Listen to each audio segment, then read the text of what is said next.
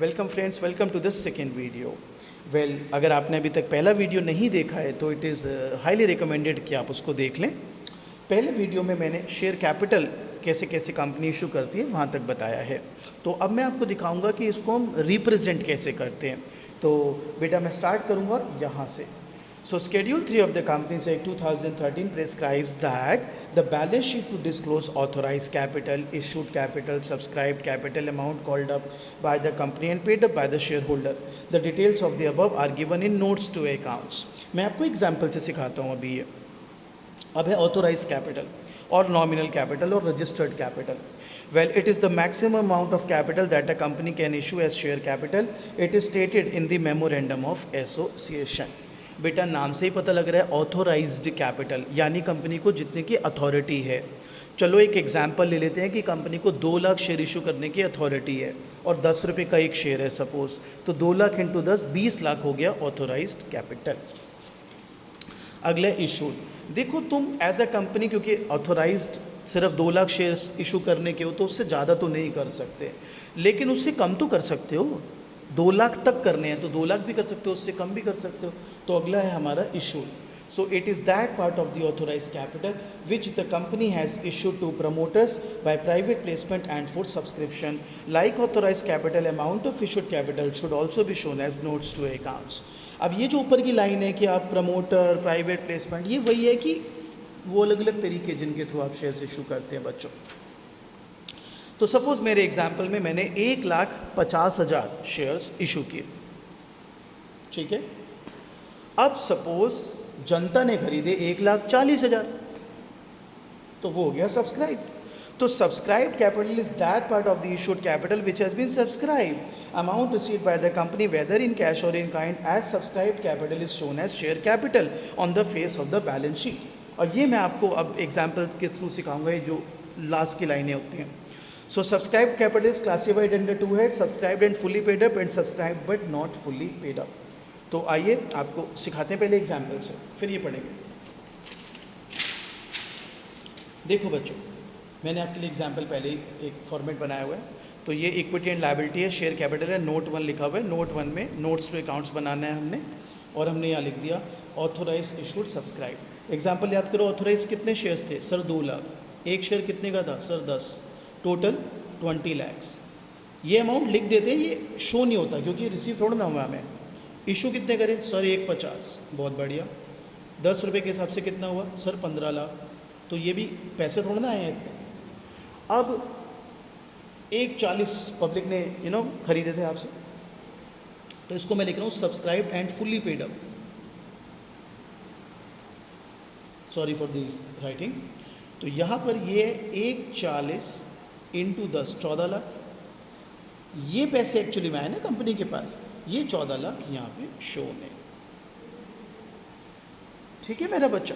इसको कहते हैं subscribed and fully paid up. अब इसकी थ्योरी पढ़े, चलो। सो shares are shown as subscribed and fully paid up when both the following conditions are met. Company has called the full face value and company has received the total value. आप बताइए, 10 रुपये का share था, हाँ जी। Company ने पूरे 10 रुपये मंगवाए, हाँ जी। कंपनी को पूरे 10 रुपये मिल गए, हाँ जी। तो इसलिए subscribed and fully paid up. अब आते हैं आगे। अब एक एग्जाम्पल भी दिया हुआ है हमने ताकि आपको थोड़ा सा और बेहतर समझ आ जाए। So for example, X Limited has issued 1 lakh equity shares of 10 each and has called up the face value of 10, और उसको पूरे पैसे मिल भी गए। अब है subscribed and not fully paid up. ये मेरे बच्चों एग्जाम्पल से पहले सीखते हैं, फिर पढ़ेंगे जो भी थ्योरी में लिखा होगा। तो पहला केस, मैं ये करने से पहले ना आपको कुछ एक इन्फॉर्मेशन भी देना चाहता हूँ। वो इन्फॉर्मेशन क्या है मैं बता देता हूँ। देखो बच्चों, सपोज़ आपका शेयर 10 रुपये का था, हाँ। कंपनी ना इंस्टॉलमेंट्स में मंगाती है शेयर्स। पहली इंस्टॉलमेंट को कहते हैं एप्लीकेशन मनी, दूसरी इंस्टॉलमेंट को कहते हैं अलॉटमेंट मनी, तीसरी को कहते हैं फर्स्ट कॉल, चौथी हो जाए तो सेकंड कॉल, ठीक है। सपोज इमेजिनरी अमाउंट ले लेता हूँ, 3, 5, 2। 3 रुपये एप्लीकेशन, 5 रुपये अलॉटमेंट, 2 रुपये फर्स्ट कॉल। आप देख लो टोटल 10 रुपये, ठीक है, ठीक है। अब मेरे बच्चों इस केस में वापस आते हैं। तो अगेन ऑथोराइज कितना था सर? 2 लाख, ठीक है। एक शेयर सर 10 रुपये, टोटल सर 20 लाख। इशूड कितना था Raje sir 1.5 lakh. Okay, 1.5 lakh into 10 sir 15 lakh. ठीक है, इसको क्लोज कर देते। अब हुआ क्या कि ना कंपनी ने पूरे 10 रुपये मंगाए थे। एक बंदा था भगवान लाल, भगवान लाल के 1000 शेयर थे, भगवान लाल के 1000 शेयर थे और भगवान लाल ने 2 रुपये की फर्स्ट कॉल नहीं दी। अब हम क्या दिखाएं? हम दिखाएंगे subscribed and fully paid up 1,39,000 into 10, 13,90,000। Sir ये कैसे बेटा? 1,40 बेचे थे कंपनी ने, लोगों ने 1,40 खरीदे थे। हाँ सर, तो अब 1,40 में से भगवान लाल के 1000 शेयर हैं सपोज, उसने 2 रुपये की फर्स्ट कॉल नहीं दी है। क्या मैं ये मान लूँ कि बाकी जो 1,39,000 शेयर है उस पर तो पूरे पैसे आ गए? हाँ सर, उस पर तो पूरे आ गए, तो वो लिख दो subscribed and fully paid up. लेकिन अब दूसरी भी हेडिंग बनेगी subscribed and not fully paid up. ये कैसे करना है? ये 1000 शेयर थे, 1000 इंटू 10 कितने का माल था सर? 10,000। Less calls unpaid. आपको कितने रुपए नहीं दिए भगवान लाल ने? सर 2 रुपये नहीं दिए, यानी 2,000 नहीं दिए। हाँ सर, यानी टोटल कितना आया सर? 8,000। दोबारा समझे? हाँ, subscribed and not fully paid up, क्योंकि पूरे पैसे नहीं मिले। 1000 शेयर थे भगवान लाल के, हाँ। 10 रुपये का एक था, हाँ। तो 1000 इंटू 10, 10,000 का माल बनता है, हाँ। क्या भगवान लाल ने पूरे पैसे दिए? No sir. क्या नहीं दिया सर? 2 रुपये की फर्स्ट कॉल, यानी भगवान लाल की वो कॉल्स अनपेड रही 2,000 की, तो भगवान लाल से मिले कितने हैं? 8,000। और बाकी जनता से कितने मिले? 13,90,000। तो मेरे प्यारे बच्चों, यहाँ पर शेयर कैपिटल में अपन लिखेंगे 13,98,000, 13,98,000 ये अमाउंट प्लस ये अमाउंट। एक और केस बना देता हूँ मेरे बच्चों के लिए। अगेन अब हमें दोबारा वही ऑथोराइज दिया है। भाई ऑथोराइज कितना है सर जी? 2 लाख। मैं वैसे ही पूछ रहा हूँ, नाराज क्यों हो रहा है? 2 लाख इंटू 10 20 लाख, ये हो गया 1.5 लाख, है ना? 1.5 लाख इंटू 10 कितना हो सर? 15 लाख सर, 15 लाख, बिल्कुल सही। अब सपोज कंपनी ने मंगाए ही 8 रुपये हैं, एप्लीकेशन और अलॉटमेंट मंगाई है खाली। क्यों सर कंपनी पूरे पैसे क्यों नहीं मंगा रही? अबे कंपनी की मर्जी भाई, तेरी क्या दिक्कत है इसमें? अरे सर तो पूरा क्यों नहीं? अरे नहीं है उन्हें भी ज़रूरत होगी बाद में मंगा लेंगे भाई। तो अब कितने मंगाए हैं सर? 8। तो अगर 8 मंगाए हैं तो क्या 10 मिल जाएंगे? नहीं, जितने मंगाए उतने ही मिल रहे हैं। हाँ जी, तो अब आप यहाँ पहले ही लिख दो subscribe and not fully paid up. Sir not fully paid up क्यों? क्योंकि तूने पूरे मंगाए नहीं, तो फुली पेड अप होएंगे कैसे? फुली पे होएंगे ही कहाँ? तो सर अब क्या करूँ? अब तू ये कर, 1,40 बिके थे, हाँ। अभी कितने मंगाए कंपनी ने? 8। वो सारे आ गए? हाँ सर, वो तो सारे आ गए हैं सर। तो अब ये कितने पैसे आए सर? 1,12,000, 11,20,000, सॉरी, ठीक है, 11,20,000। तो ये 11,20 यहाँ दिखा दो। आपको लग रहा होगा ये एग्जाम्पल से आप कंफ्यूज हो गए। ट्रस्ट में बेटे, ये एग्जाम्पल सीख गए ना, कंपनी अकाउंट में भी मज़ा आ जाएगा और ये थ्योरी भी तभी समझ आएगी। अब पढ़ो subscribed and not fully paid up. 2 cases. Shares are shown as subscribed but not fully paid up under 2 following conditions. When the company has called up the full value of share but has not received the amount called up. वही भगवान लाल वाला case. For example, X Limited has issued 1 lakh equity share of 10 each and has called the full value of 10 but has received only 8 from a shareholder holding 1,000 share. In this case we say subscribed and fully paid up, तो बाकी 99 क्योंकि उस पर पूरे मिले, and subscribed and not fully paid up 1,000 share, वो भगवान लाल जी के shares। Second case, when the company has not called the full face value. So for example, X Limited has issued 1 lakh equity share of 10 each but called up ही 8 है. So these shares will be classified as subscribed but not fully paid up. I hope यहाँ तक clear. अब आते हैं जी अगला item, reserves and surplus. याद करिए share holder fund का पहला आइटम था शेयर कैपिटल, जो अब खत्म हो चुका है। Reserves and surplus second item. So reserve is the amount set aside that is transferred out of profits to meet the legal requirements such as capital reserve, capital redemption reserve, debenture redemption reserve, to meet any liability like workman compensation reserve, or to strengthen the financial position of the company. Amount received being a capital receipt such as a security premium. तो ये भी components के through सिखाता हूँ. So reserves and surplus is shown as single amount on the face of the balance sheet against reserves and surplus under shareholders fund. Schedule 3 of the Companies Act 2013 prescribes the heads as first capital reserve. देखो मेरा बच्चा, suppose मेरा markers का business है, good, तो markers से जो मुझे प्रॉफिट आएगा वो तो मैं जनरल रिजर्व में डालूंगा. लेकिन सपोज बिजनेस मेरा मार्कर का है, लेकिन ना मैंने किसी कंपनी में इन्वेस्टमेंट कर दी थी, कुछ शेयर वेयर खरीद लिए होंगे, कुछ भी इन्वेस्टमेंट कर दी थी, 10 लाख की इन्वेस्टमेंट करी थी, वो 18 लाख रुपए की हो गई आज वैल्यू, तो मुझे 8 लाख का फ़ायदा हो रहा है. Yes sir. ऐसे फ़ायदे जाते हैं कैपिटल रिजर्व में. अब वो भगवान लाल जी का केस याद करो. भगवान लाल जी ने, अगर आपको याद हो, मैं दिखा देता हूँ एक बारी, ये 2 रुपये नहीं दिए थे, 8 रुपये दिए थे. भगवान लाल जी के शेयर कितने थे सर? 1000. हाँ, तो भगवान लाल जी से आपको ये 8 रुपये मिले हुए थे. हाँ सर. कितने पैसे? 8000. उन्होंने फर्स्ट कॉल नहीं दी? नहीं दी. आपने भगवान जी को रिमाइंडर भी दिया कि भाई पैसे नहीं आए, कुछ करो. भाई साहब कोई जवाब ही नहीं आया. फिर आपने रिमाइंडर दिया कि भाई साहब पैसे नहीं आए, कुछ करो. वो कहते हैं मैं नहीं दे पाऊँगा. ऐसे में company is entitle to forfeit इस शेयर. फॉरफिट मतलब जब्त कर लोगे इसके शेयर, और जब आप जब्त कर लोगे इनके शेयर तो जो इनके पैसे हैं वो भी आपके.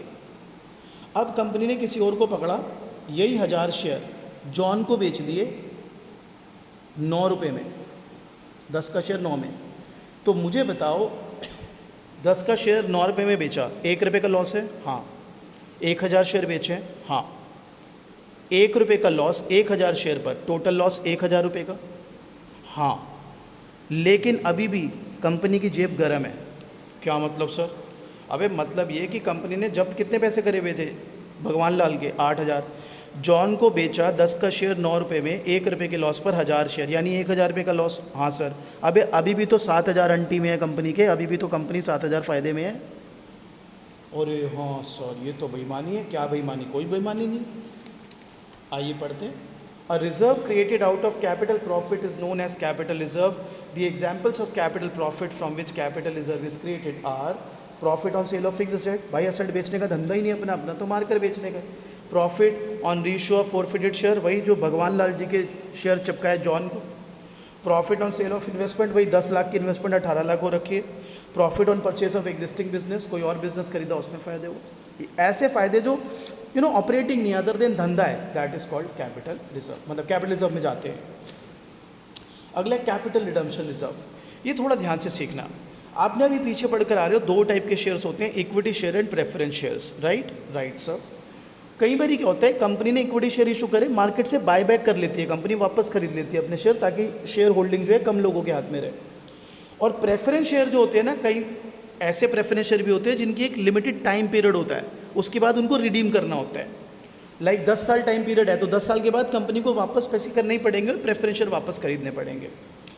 सो अब होता क्या है कि जैसे कंपनी ने प्रेफरेंस शेयर रिडीम करे या इक्विटी शेयर बाय बैक करे, तो कंपनीज एक्ट में ये लॉ बना हुआ है कि अगर आपने 1 लाख रुपए के शेयर बाय बैक करें हैं या 1 लाख रुपए के प्रेफरेंस शेयर रिडीम करें, तो उसके बराबर का एक रिजर्व बनाना पड़ेगा. That is called capital redemption reserve. आओ पढ़ते. It is a reserve created when a company purchases its own shares out of free reserve or security premium reserve. Security premium reserve भी बता रहा हूँ. Section 69 subsection 1 of the Companies Act 2013 requires that a sum total equal to face value of shares so purchased shall be transferred to capital redemption reserve. Section 55 of the Companies Act 2013 requires that where preference shares are redeemed out of profit which would be otherwise available for declaration of dividend, a sum equal to face value of the share redeemed must be transferred to capital redemption reserve. तो जो भी face value है आपके shares की, जो आपने buy back करा या रिडीम किए हैं प्रेफरेंस शेयर, तो बेटा उसके बराबर की वैल्यू आपको उसके बराबर का कैपिटल रिडम्पशन रिजर्व बनाना होगा. कुछ बच्चे कहते हैं जी इसका क्या फ़ायदा है. इसका फ़ायदा आप मेरी CA की क्लासेस में देख सकते हैं. नेक्स्ट है बेटा सिक्योरिटीज़ प्रीमियम रिजर्व. कई बार ऐसा होता है बेटा, कुछ कंपनी होते हैं बड़े नामी गिरामी होती हैं, लाइक रिलायंस. 100 का शेयर है फेस वैल्यू, बेच रहे हैं 150 रुपये में, कहते हैं 50 रुपये के प्रीमियम पे बेचेंगे.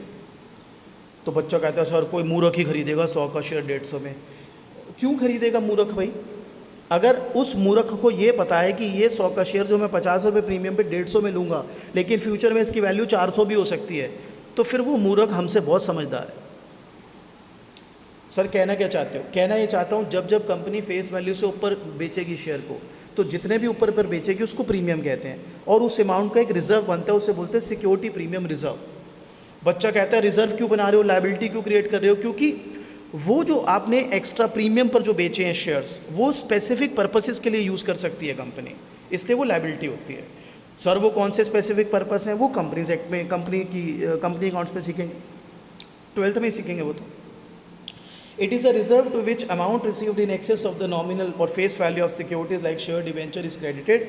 It can be used by a company for the purposes stated in section 52 subsection 2 of the Companies Act 2013. Debenture redemption reserve. देखो पहले तो डिबेंचर का मतलब जान लो। कंपनी ना लोन लेती है, बैंक से लोन लेती है, फॉर एग्जांपल लिया तो वापस करने नहीं करने लोन बैंक को विद इंटरेस्ट करने हैं सर। ऐसे ही कंपनी पब्लिक से भी लोन ले सकती है। तो पब्लिक से जब लोन लेती है तो पब्लिक को बदले में एक डॉक्यूमेंट इशू करती है, उससे बोलते हैं डिबेंचर। तो it's like taking loan from public जो कंपनी ले रही है। So it is a reserve credited by the amount prescribed under section 71 subsection 4 of the Companies Act 2013 and rule 18 subsection 7b of the Companies Act 2014 by a company before redemption of debenture। जब भी company debenture issue करती है तो by rule उसको एक reserve बनाना पड़ेगा और उसमें वो अमाउंट डालना पड़ेगा जो वो यूज़ करेगी बाद में डिबेंचर को रिडीम करते हुए, इन अ वे लोन को पे बैक करते हुए। कंपनीज अकाउंट में हम आपको सिखाएंगे 25% ऑफ द वैल्यू होता है, बट अभी सिर्फ आप ये समझ लीजिए अगर कंपनी डिबेंचर इशू कर रही है तो डिबेंचर जब रीपे करने की बारी आएगी, रिडीम करने की बारी आएगी, वापस पैसा करने की बारी आएगी, तो कंपनी के पास सफिशिएंट पैसा होना चाहिए। तो उसके लिए कंपनीज लॉ में रूल है कि एज अ कंपनी आपको एक एक्स्ट्रा सेपरेट रिजर्व बनाना पड़ेगा जिसका सोल पर्पस होगा डिबेंचर की रीपेमेंट करना। Revaluation reserve. Well, it is a reserve which is created by the upward revision of the book value of the asset. It is debited when the value of asset is revised rather downward. The amount credited to revaluation reserve cannot be used for payment of dividend or issuing bonus share. कभी कभी आपकी asset की value बढ़ जाती है तो वो जो एक्स्ट्रा वैल्यू आपको मिल रही है दैट इज शोन और transfer to revaluation reserve. Share option outstanding account. बेटा सपोज़ मेरी कंपनी है, मार्केट शेयर, मेरा जो शेयर का मार्केट प्राइस है वो 100 रुपीज़ है। मैं अपने एम्प्लॉयज़ को ऑप्शन देता हूँ कि भाई तुम चाहो तो वो शेयर जो मार्केट में 100 रुपये का है, अगर नॉर्मल किसी को बेचूंगा तो 100 का बेचूंगा, तुम चाहो तो मेरे से 80 रुपीज़ में ले सकते हो और 2 साल का टाइम पीरियड दे रहा हूँ, 2 साल में जब मन करे तब ले लेना। इससे ना आप लॉयल्टी लेते हो आपके एम्प्लॉयज़ की, क्योंकि वो अगर ख़रीद लेंगे सस्ते में तो लालच, एक तो 20 का फ़ायदा वैसे हो रहा है उन्हें, दूसरा वो जुड़ जाएंगे कंपनी से क्योंकि वो शेयर होल्डर बन जाएंगे तो उनको लगेगा कि प्रॉफिट ज़्यादा होगा तो हमें भी डिविडेंड मिलेगा, हम भी उसको हिस्सा बनेंगे, तो वो काम भी मेहनत से करेंगे। सो शेयर ऑप्शन आउटस्टैंडिंग क्या है? It refers to reserve to which difference between market value and issue price of shares issued to employees is credited over the vesting period. Vesting period वो 2 years। For example, the market price of the share is 100 and is to be issued to employees at 75. This difference of 25 वो है share option outstanding account. तो बेटा share holder fund में आपको याद होगा 3 item थी। पहली आइटम थी शेयर कैपिटल, अभी हम निपटा के आ रहे हैं, फिर थी रिजर्व एंड सरप्लस, और अब थर्ड थी money received against share warrants. Share warrants give the holder right to get equity share on a specific date at a specific value.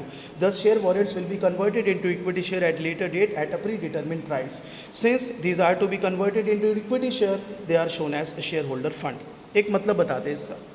Suppose company का 10 रुपये का शेयर है, ठीक है, कंपनी ने इंस्टॉलमेंट्स में मंगाया हुआ है, एप्लीकेशन अलॉटमेंट फर्स्ट कॉल, कोई बंदा आया शुरू में सारे पैसे दे गया, कह रहा है पकड़ो यार पैसे सारे, ठीक है, तो अब वो सारे पैसे पकड़ लिए तो शेयर तो देना पड़ेगा, तो कंपनी उसको एक शेयर वारंट इशू कर देती है कि जब हम एक्चुअली में सारे शेयर अलॉट करेंगे डेट पर, कोई पर्टिकुलर डेट पर, और उसने पहले ही पैसे दे दिए आपको, तो फिर आप शेयर वारंट दिखा देना जो कि एक तरह से रिसिप्ट होगा कि आपने सारा पैसा पहले ही दे दिया है, और फिर उस शेयर वारंट को वो कन्वर्ट कर देंगे आपके इक्विटी शेयर पर, जिसे शेयर सर्टिफिकेट भी कहते हैं।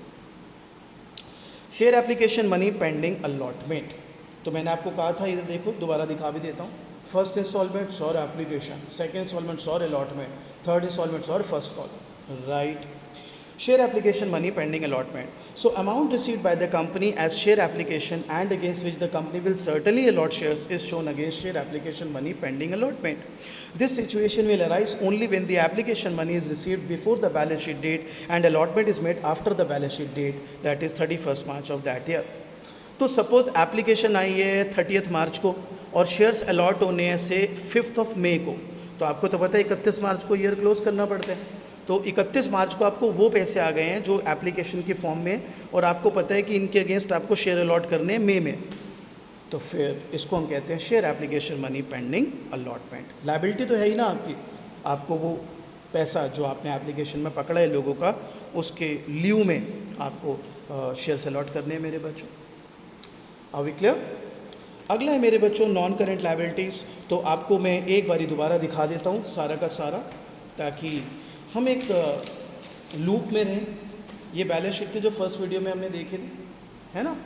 तो अब देखो सुंदर तरीके से देखो, equity and liability, share holder fund, we have done share capital, we have done reserve surplus, and I think we have done well as well, क्योंकि डिटेल में करा हमने काफ़ी। Money received against share warrant भी हमने कर लिया, share application money pending allotment भी कर लिया। अब रह गया non current liability 4 item, current liability 4 item, total asset 5 item, current asset 6 item. तो अभी ये वीडियो थोड़ा सा अच्छा खासा लेंथी हो गया, तो बाकी के जो आइटम्स हैं from non current liabilities onwards till assets, ये मैं आपको नेक्स्ट वीडियो में कराता हूँ। टिल देन अगर किसी को भी ये हैंड रिटन नोट्स चाहिए हो या कोई भी मेरी मदद चाहिए हो, तो ये नंबर है बेटा, मुझे अच्छा लगेगा अगर मैं आपकी कोई हेल्प कर पाऊँ। ठीक है, प्रिंटेड नोट्स चाहिए प्रिंटेड नोट्स ले लीजिएगा पूरी बुक, और अगर आपको हैंड रिटन चाहिए हैंड रिटन ले लीजिएगा। This is my number, you can WhatsApp. I hope this video helps.